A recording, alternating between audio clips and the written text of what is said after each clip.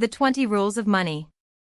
Here is a question that sounds simple, but most people have never truly asked themselves, how much money has actually passed through your hands over the course of your entire life? Think about it this way.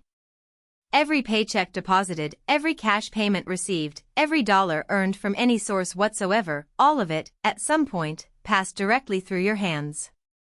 And over a lifetime, that adds up to a staggering figure. Let's make it concrete. Imagine you earned $32,000 last year. You're 30 years old. And cast your memory back, perhaps your very first paycheck was $80, handed to you at 17 years old for some part-time job you barely remember now. Add up everything you've earned between that moment and today. The total might be $300,000. It might be $500,000. It could be more. It could be less. But here is the question that truly matters. Of all that money, every single dollar that passed through your hands, how much of it is sitting in your wallet right now? Most people, when they stop to actually consider this, find the answer deeply uncomfortable. And that discomfort is worth sitting with, because it reveals something important. According to financial researchers, the average person spends tens of thousands of dollars every single year on food, housing, transportation, and basic necessities alone. Multiply that across a lifetime and you're looking at hundreds of thousands of dollars gone. And that figure doesn't even account for the money spent on non-essential purchases, clothing, entertainment, vacations, impulse buys, subscriptions forgotten about, gadgets replaced before they wore out. So the real question becomes, are you genuinely satisfied with what you have to show for it all? If the honest answer to that question is no, and for most people, it is, then the reason is almost certainly this: you were never taught the rules of money. What follows are the 20 rules of money. Master them, and the trajectory of your financial life will change. Ignore them, and the cycle continues. Rule 1. Don't let anyone know you have money. We live in a capitalist era where social standing is measured heavily by income, so it's no surprise that people feel the urge to display their wealth. But here is what that impulse costs you. The moment people learn how much money you have, everything changes. Requests for loans begin. Favors are asked. A certain class of person, the kind who has always been looking for a shortcut, will gravitate toward you with a purpose that has nothing to do with friendship. Before long, you find yourself surrounded not by allies, but by people with their hands out. This isn't theory. Anyone who has experienced sudden financial success will tell you, the hardest part wasn't making the money. It was managing the relationships that changed around it. And beyond the practical danger, there's a subtler one. When you display wealth, you broadcast superiority. Whether you intend to or not, you are sending a message to the people around you, that you have more, that you are more. Some will respect it. Most will resent it. Jealousy is quiet and patient, and it poisons relationships in ways that take years to fully understand. The alternative is not pretending to be poor. It is simply maintaining humility.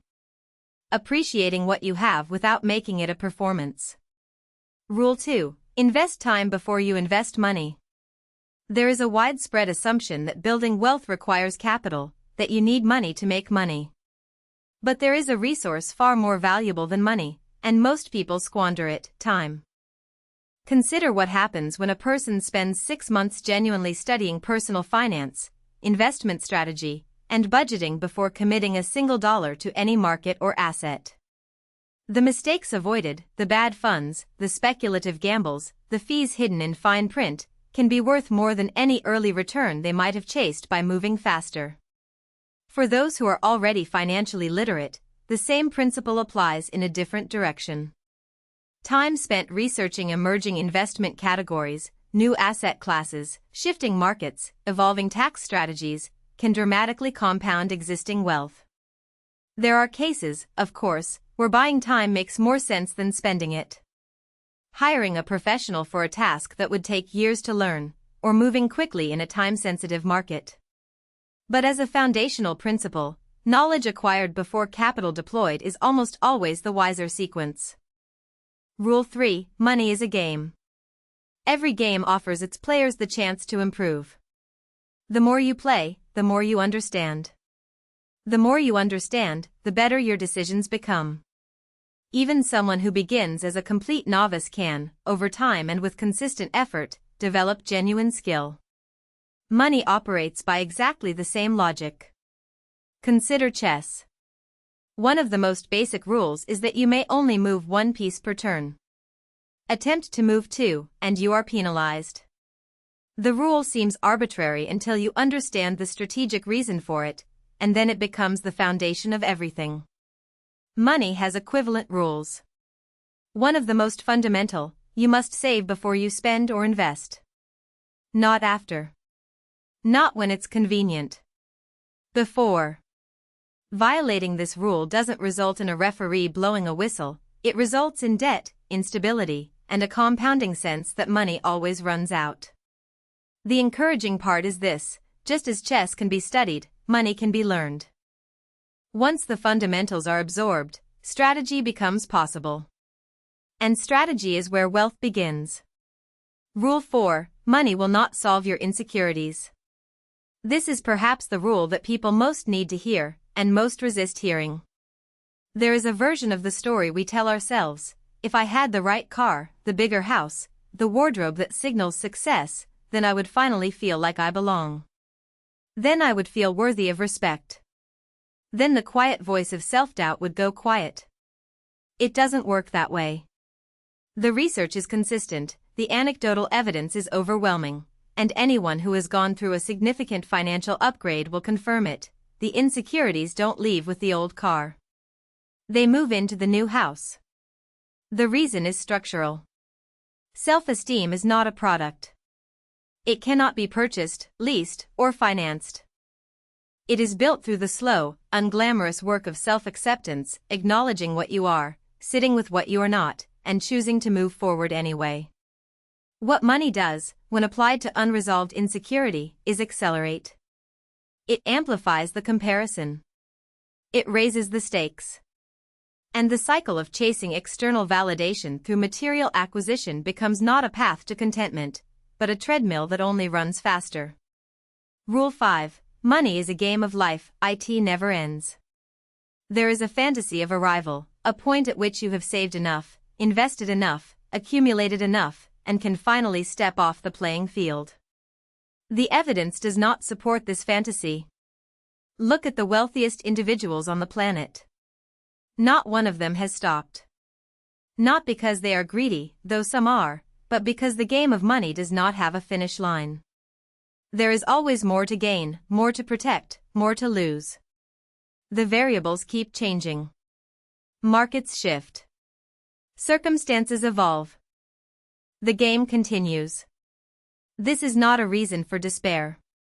It is a reason for reframing. If money is a lifelong game rather than a problem to be solved, then the goal is not to finish, it is to play well. To engage with intelligence, with patience, with the right mindset. Approached that way, the game is not a source of anxiety. It becomes a source of engagement. Rule 6: The more you learn, the more you win. In a contracting economy with fierce competition and increasingly scarce opportunities, general knowledge is not enough. What matters is knowledge with specific, applicable value. The good news is that access to valuable education has never been more democratized. Free courses covering everything from foundational computer science to web design, accounting, and financial modeling are available to anyone with an internet connection. Books that took decades of experience to write, works like The Richest Man in Babylon or Napoleon Hill's Think and Grow Rich, are accessible for a few dollars or nothing at all. The principle at work here is straightforward: every skill acquired is an additional source of value. Every concept understood is an edge in a world where most people are operating on intuition and habit. The more you know, the more you can earn. The more you can earn, the more you can offer. And the more you can offer, the more options you have. Rule 7: Build relationships with people who understand money. If you want to understand how something works, the most efficient path is proximity to people who have already figured it out. This is how financial knowledge has always spread, not through textbooks alone, but through observation, conversation, and the kind of tacit wisdom that only comes from watching someone navigate real decisions in real time. When you are consistently around people who think carefully about money, who talk about it differently, who make decisions with a longer time horizon, their habits become familiar. Their frameworks start to feel natural. Their results start to seem achievable. The practical implication: don't be passive about who you spend your time with financially. You don't need to manufacture relationships with billionaires.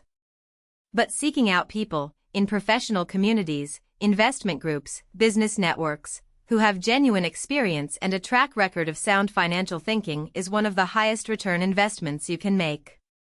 Rule 8. The greatest wealth is built during crises. The financial crisis of 2008 is a useful case study in the two kinds of responses to catastrophe. For the majority, it was the worst financial period of their lives. Jobs disappeared. Mortgages failed. Retirement accounts shrank by half. The psychological damage lasted years. But for a specific subset of investors, those who understood what a crisis actually represents, 2008 was an opportunity that may not come again in a generation. When markets collapse and panic becomes universal, asset prices detach from fundamental value. Companies worth billions trade for a fraction of their intrinsic worth. Real estate that would never otherwise be accessible becomes available at distressed prices. The investors who bought during the collapse and held through the recovery made some of the most significant wealth gains in modern financial history. Not because they were lucky. Because they understood one counterintuitive truth: crises are when the game resets, and the reset always advantages those who are prepared. Rule 9. As you get older, your expenses increase. This is a rule that sounds obvious and yet consistently surprises people when they experience it firsthand. It's not simply inflation, though inflation is real and its effects compound over time. It's something more personal. As we age, our tastes evolve. The apartment that was perfectly adequate at 25 feels insufficient at 35. The car that was fine becomes a source of embarrassment. The vacations that satisfied us become entry points to ones that cost twice as much. This is human nature, the relentless upward migration of expectation. We observe our peers. We notice what they have. We want it. We work more hours to pay for it. And in the meantime, the cost of everything we already buy continues to rise. The danger is not wanting more. The danger is when the growth of expenses outpaces the growth of income, and the gap, once opened, tends to widen. Awareness of this dynamic is the first line of defense against it. Rule 10. Don't fly first class. This rule is not really about airplanes. It's about the compounding cost of comfort. Consider the arithmetic. 8 flights per year at $2,000 each in first class equals $16,000 annually spent on a few hours of extra legroom and better meals. That same $16,000, invested in a new business, could return multiples over time.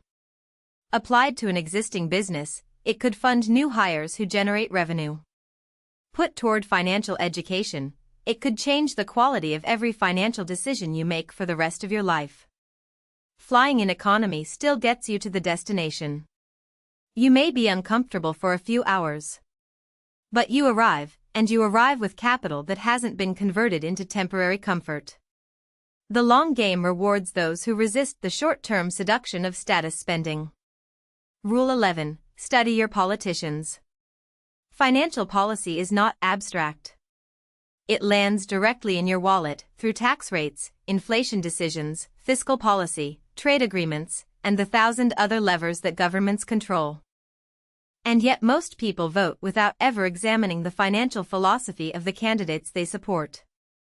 They vote on affect, on party loyalty, on personality, and are then surprised when policies they never analyzed produce outcomes they never anticipated.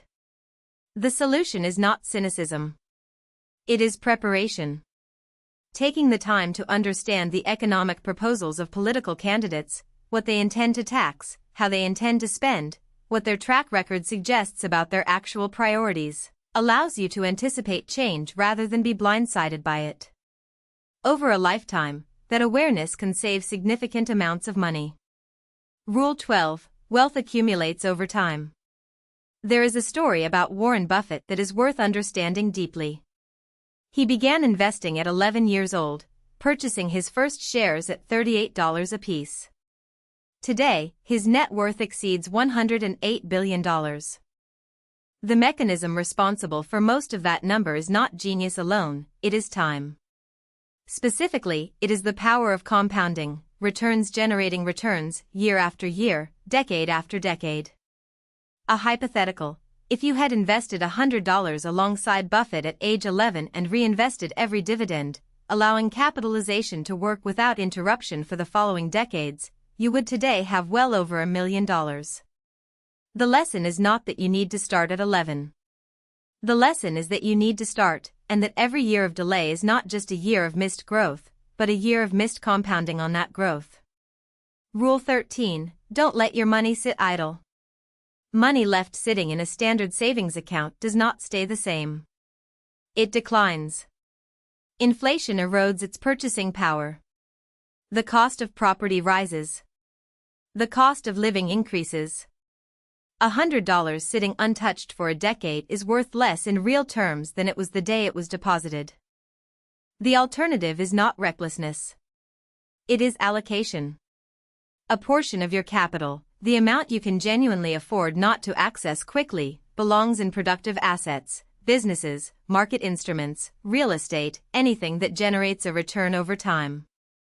The emergency fund has its place and its purpose. But beyond that, idle money is not safe money. It is depreciating money. Put it to work. Rule 14. Focus on your own finances, stop comparing. Your closest friend just bought a car that makes yours look ancient.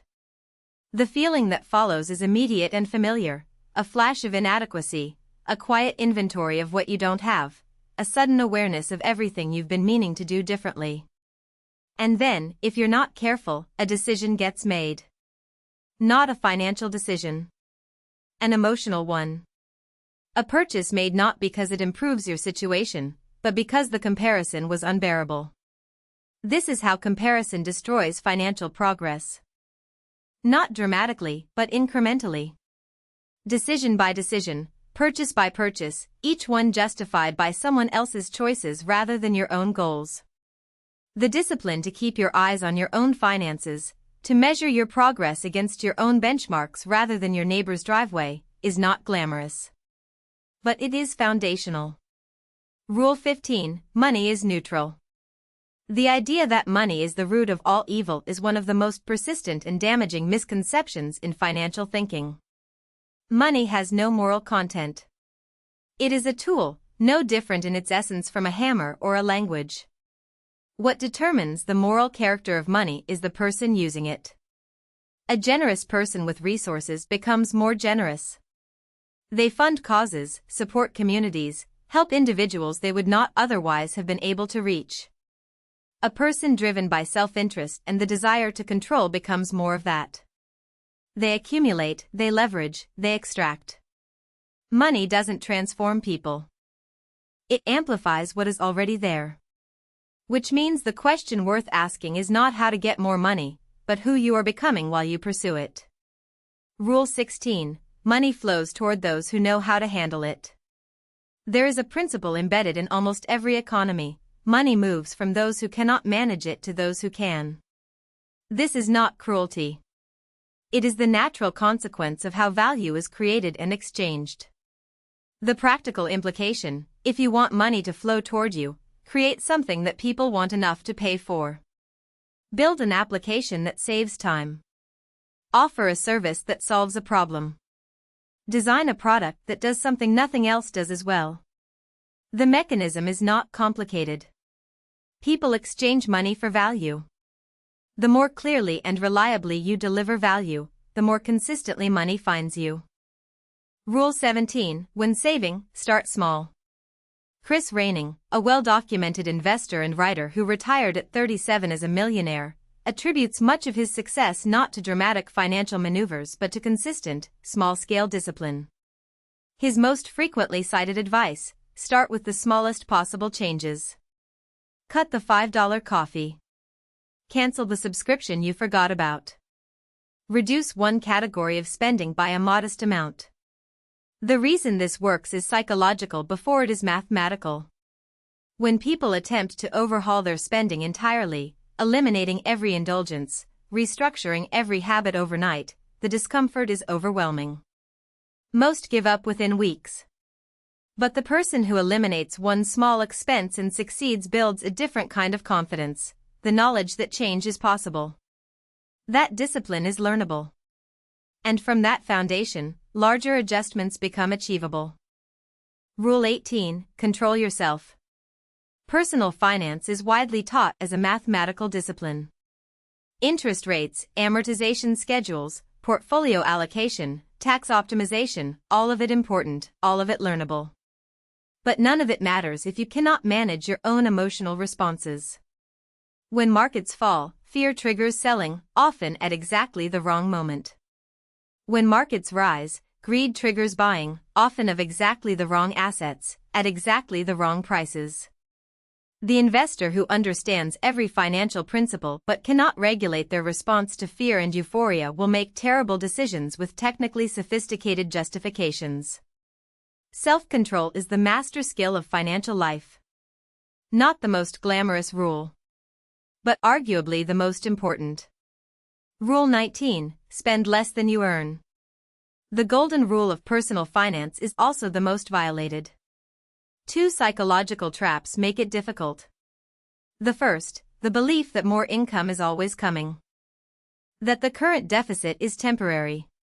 That you can spend freely now because the future will cover the gap. For most people, the future arrives with its own expenses, and the gap doesn't close. The second, emotional spending. Seeing something. Wanting it. Buying it. The reasoning comes after, not before, a post hoc justification for a decision that was never financial in the first place. There is no formula that makes this easy. But the framework is clear: if you're consistently running short, the solution is to earn more. If you're earning well but saving nothing, the solution is to spend less. Both require discipline. Neither happens by accident. Rule 20: Learn to do something few others can do. In a world of mass production and commoditized skills, scarcity retains its ancient value. The rare is worth more than the common. The difficult is worth more than the easy. This principle has direct financial application. The person who learns to code in an era when most people cannot, they earn more. The person who becomes genuinely fluent in 2 or 3 languages opens doors in markets that are invisible to everyone else. The specialist in a narrow, complex discipline commands premiums that generalists never see. The investment required is time and sustained effort. The return, in income, in opportunity, in the ability to operate in spaces others cannot enter, compounds over an entire career. These are the 20 rules of money. They are not secrets. They are not shortcuts. They are the accumulated logic of how wealth is built, protected, and grown by the people who have actually done it, across generations and economic cycles. Begin by identifying which of these rules you already apply well. Then identify the ones you don't. The gap between those two lists is where the work begins.